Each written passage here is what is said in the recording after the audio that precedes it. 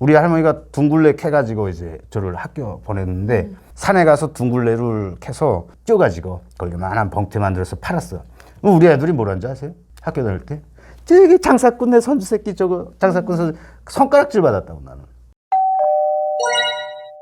외화벌이를 하면서 중국으로 가서 뭔가 물건을 팔고 들어온다는 것은 와, 저 새끼 난 놈이라고 얘기를 해요. 그래서 지금 오성철 씨도 외국을 지금 갔다는 거지 않습니까?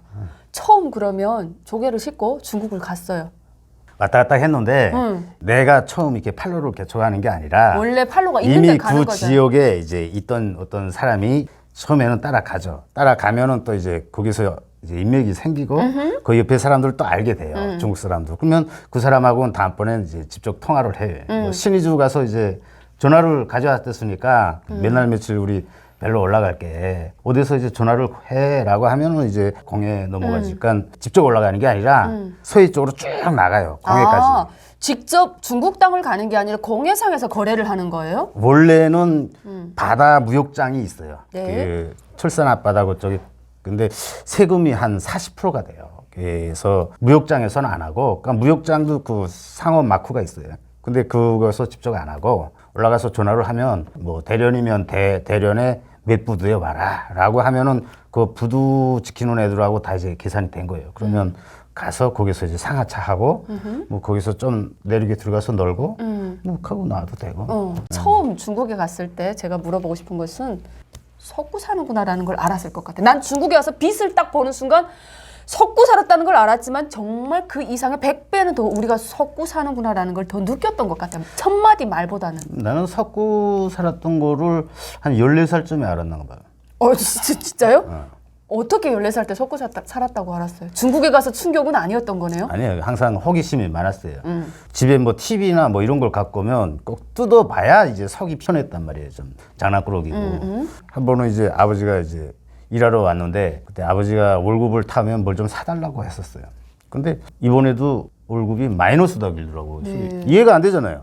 아니 한 달 동안 휴일도 없이 매일 아침 6시면 집 떠났다가 저녁 늦게 7시, 8시에 들어오는데 아 이게 마이너스라는 건 뭔 얘기냐고 해가지고 아버지 나 이거 이해 안 되니까 좀 설명해 달라 라고 하니까 아버지가 그때 월급 쪽지라고 있었어요. 요만한 거 있는데 빼곡인 뭔가 적혀서 한 이만한 게 있어요.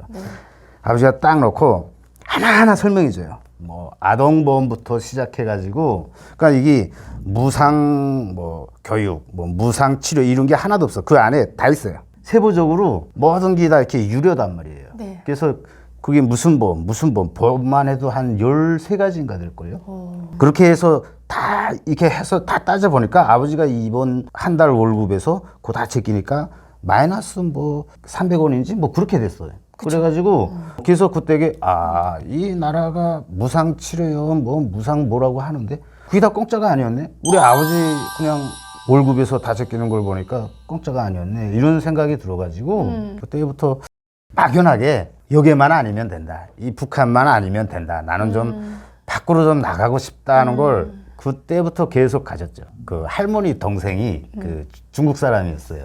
그래서 조선에 나왔었고 뭘 많이 가지고 할머니 동생 남편이 팔로군 또 간부였어요. 좀 그래가지고 중국 소식을 다 들어서 얘들은 그냥 거짓말 하nuna를 이미 어렸을 때부터 알았어. 그랬다가 중국 갔는데 처음에 특이한 게 인상 남는 게 부두에 도착하면 여자들이 이렇게 막 그 오토바이 끌고 다니면서 막 물건 싣고 뭐하고 여자들이 운전하고 뭐하고 하잖아요. 근데 이거는 북한하고는 완전히 다른. 예, 북한에서는 여자가 운전을 한다? 이건 상상을 할 수 없던 일이니까 그거 하나 좀 너무 좀 놀라웠어요. 저희 부대에 또 이렇게 인맥이 가까운 지인들이 또 한 명은 또 고려호텔 지배인에 있어요. 엄마가 와이프는 8호 창고장이었고 봉사과에 고려호텔 그 2층 지하식당 가서 또 밥을 먹고 그래서 그런 속에서 이렇게 좀 많이 접했어요. 그런 것들을 많이 접했기 때문에 그럼 나만 막 그런 데 끌려봐. 나는 왜 여자한테 그런 마음이 들었을까? 막 괘씸한 마음이 드는 거야. 근데 넘어왔는데 난 너무 중국이 그러니까 막 분탕하더라고요.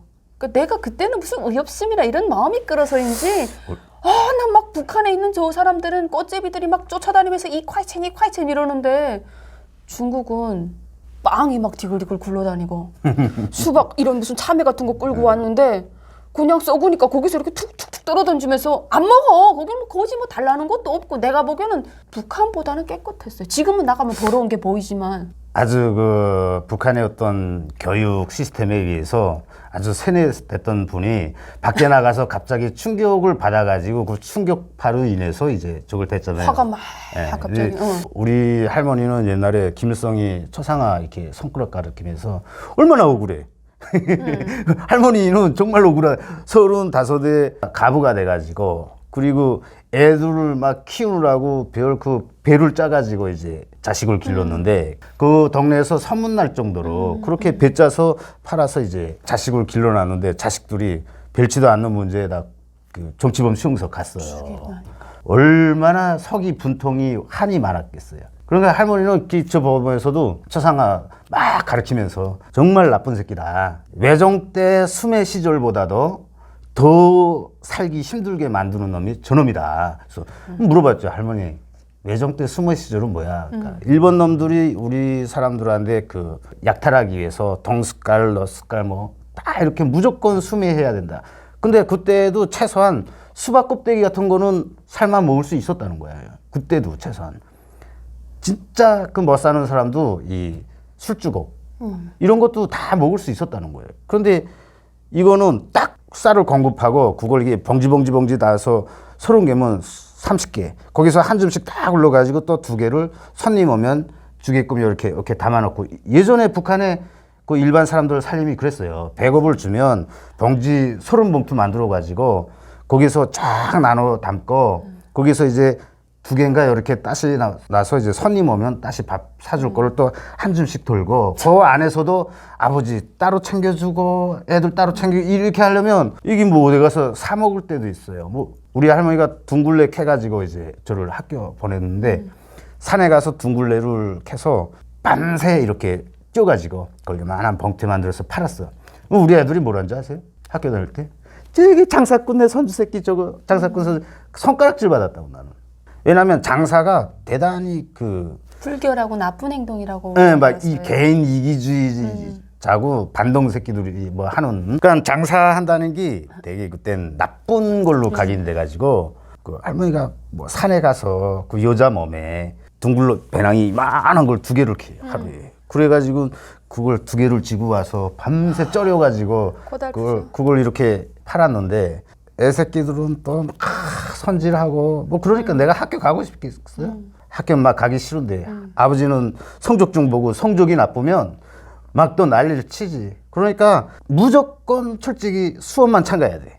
그리고 나머지 일은 때리갔으면 때리고 욕 먹갔으면 욕 먹고 그냥 이런 습성이 길러졌던 거죠. 그럼 할머니의 영향이나 이런 것 때문에 이미 북한 정권에 대한 어떤 그 환상이나 세뇌 교육이 뼛속까지 깊이 철저하게 된 건 아니었다는 거네요. 아, 그럼요. 어느 정도 불만이 있은 상태에서 군대에 나갔는데 난 좀 대단하게 생각하는 게 좀 밖에 나와서 불만이 생긴 건 아니거든요. 저는 사람이 그 자리가 사람을 만든다고 그 직업에 가가지고 또 다른 어떤 정보를 접하게 되니까 북한 정권에 대한 불만이 이렇게 폭발하더라고요. 그러면 그 정보가 유입이 되는 순간 북한이라는 것을 뛰쳐나가고 싶더라고요. 근데 그걸 알고 군복무 10년을 버텨내고 산 거 보면 정말 대단한 것 같아요. 그래서 저는 군대 나갔을 때 강짤로 끌려 나갔잖아요. 그래서 어떻게 인연이 되다 보니까 친구들이 참 또 우리 간부과장 처남이 또 나하고 또 신병 훈련을 같이 받았어요. 그러면 매일 나하고 친구니까 같이 그 훈련소 또 그 서장은 뭐 무슨 일이 있다 그러면 시내 계속 내보낸단 말이에요. 그러면 또 나하고 같이 갔다 그러면 나하고 가서 신병 때도 계속 훈련을 안 하고 시내에 가서 시청의 집에 가서 놀고 막 이러면서 이제 놀았단 말이에요. 그런 인연들이 있어서 군대에 나가서도 입당하면 저 같은 새끼들 뭐 입당은 왜 하려고 그래? 그러고 살았고 그러니까 혼자 좀 편안하게 잘 먹고 잘 놀고 하는 게 난 군에서 최고의 어떤 내 목적이었어요. 자, 그러면 중국에 몇 번을 드나들다가 몇 번 만에 중국에 남게 됩니까? 그러니까 3번째 가는데 몇 번 왔다 갔다 하다가 그 알았지. 그 무의식의 어떤 이런 확신이라는 게 있어요.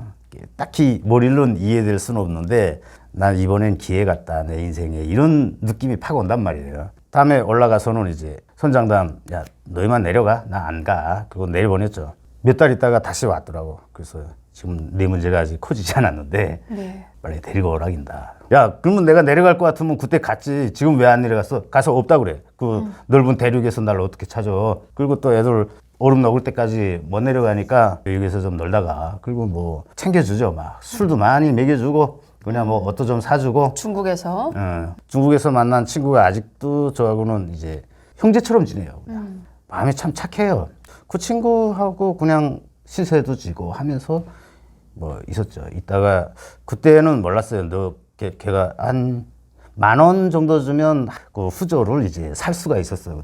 5대 1000에 뭐 몇 번째, 6번째 뭐 이렇게 해가지고 이제 황씨였는가? 그래서 이제 했었어요. 했는데 그 친구는 날 보호하려고 그렇게 했는데 나 중국어도 그때는 유창하지 못했댔고 이게 도대체 이게 뭔 필요가 있냐. 그럼 계속 이렇게 사는 것도 좀 답답하잖아요. 내가 이때까지도 그렇게 안 살았는데 북한에서도 이렇게 답답하게 살진 않았단 말이에요. 네. 압록강에 놀러 갔는데 야 저거 봐 그러면 막 사람들이 굴더라고요. 그래서 뭐 어떤 봤더니 장면이었어요?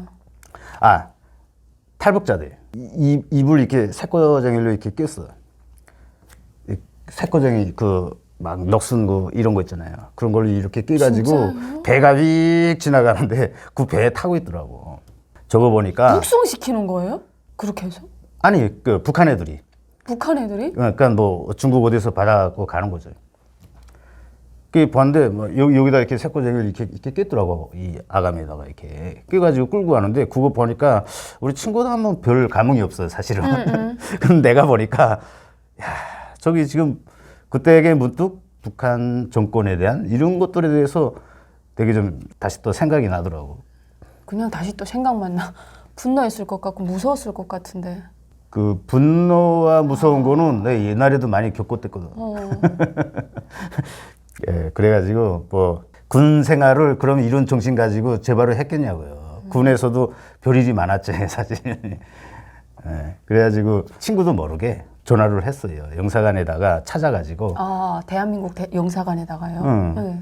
그때는 또 친구가 대한민국도 몰랐지 뭐 사실 갈 생각도 안 했다. 친구가 이제 그 한국 드라마 완전 그 왕팬이었어요. 막 그래가지고 계속 막 드라마 보여주고 뭐 한단 말이에요. 뭐 한국 드라마가 이렇게 저거예요. 그리고 한국인 하면 이렇게 높은 사람. 조선인 하면 이렇게 낮은 사람 뭐 이런 게 있어요. 내가 하나 있어. 있죠. 예, 그래서 한국에 가야 되겠다. 난 좀 이렇게 살지 못하겠다. 그때에 처음 그런 생각이 들어. 나라 없는 서름.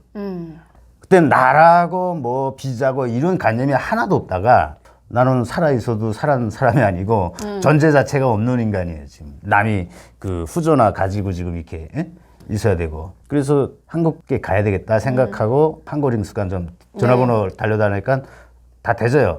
그러면은 또 이렇게 거기다 전화를 하면 또 몇 번 뭐 핸드폰은 또 뭐 여산산 몇천 미치 이렇게 알려줘요. 그럼 거기다 전화를 하지 뭐. 네. 전화를 해서 나는 북한에서 왔는데 뭐 한국 갈 수 있냐고. 그러니까 뭐라고 하던가요?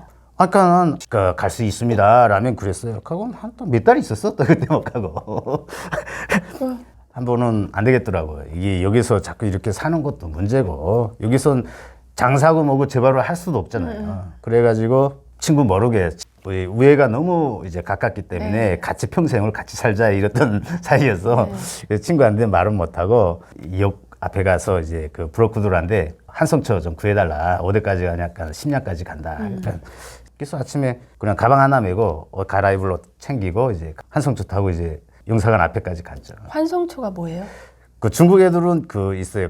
내가 이제 10년까지 간다. 대련에서 10년까지 간다. 그런데 갔다가 올 땐 손님이 있는데 갈 때는 손님이 없잖아요. 네. 그러면 이제 이런 앵벌이라도 하려고 그 가는 사람들 이제 이렇게 택시비 형식으로 그러니까 왕복하는 그 플랫폼이 거를 줘야 되는 있어요. 거고. 거기서 알아서 이렇게 모집을 해서 알려줘요.